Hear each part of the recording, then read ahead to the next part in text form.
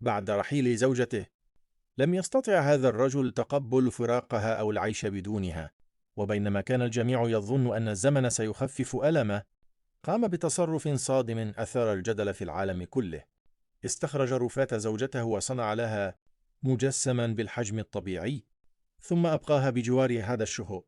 لم يكن يراها مجرد ذكرى، بل كان يتعامل معها وكأنها ما زالت حية، وينام إلى جانبها ليلة بعد أخرى. مرت سنة، ثم 10 سنوات، ثم 20 عاما كاملة، وهو متمسك بها رافضا التخلي عنها. قصة حقيقية جعلت الملايين منقسمين بين من رأى فيها أعظم صور الوفاء، ومن اعتبرها دليلا على أن الحزن قد يدفع الإنسان إلى أبعد الحدود. في إحدى أغرب القصص الحقيقية التي أثارت الجدل، هابي شجيت، عاش رجل تجربة لم يستطع الكثيرون فهمها أو تصديقها، فقد كان يحب زوجته حبا شديدا، وكانت بالنسبة له شريكة العمر ورفيقة كل لحظة من حياته.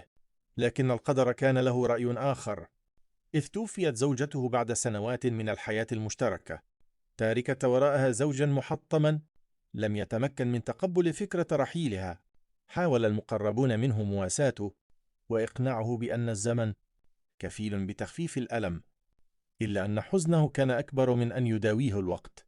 ومع مرور الأيام بدأ الرجل يعيش في عزلة متزايدة، غارقا في ذكرياته معها، ثم قام بتصرف صادم أثار دهشة كل من عرف قصته. فقد قرر الاحتفاظ برفاة زوجته، وصنع لها مجسما بالحجم الطبيعي، ووضعه داخل منزله ليشعر بأنها ما زالت موجودة إلى جانبه. لم يتعامل معها كذكرى أو قطعة تذكارية، بل كان يتحدث إليها يوميا، ويجلس بجوارها لساعات طويلة، ويعاملها كما لو أنها لا تزال حية. بالنسبة له لم يكن الموت نهاية للحب الذي جمعهما. مرت السنوات ببطء، سنة تلو الأخرى، بينما ظل الرجل متمسكا بعالمه الخاص. 10 سنوات كاملة لم تغير قناعته، ثم 20 عاما وهو يعيش بالطريقة نفسها. رابورشافان. عندما انتشرت قصته زبشوا آراء مختلفة.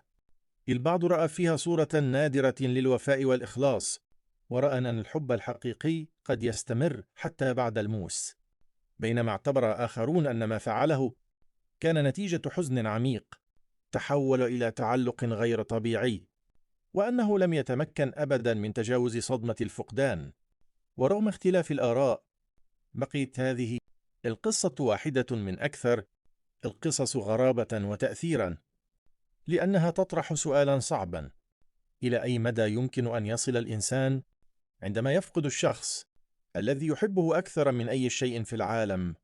هل كان هذا الرجل مثالا للوفاء الذي لا يموت، أم أن الحزن قاده إلى عالم لم يعد قادرا على التمييز فيه بين الذكريات والواقع؟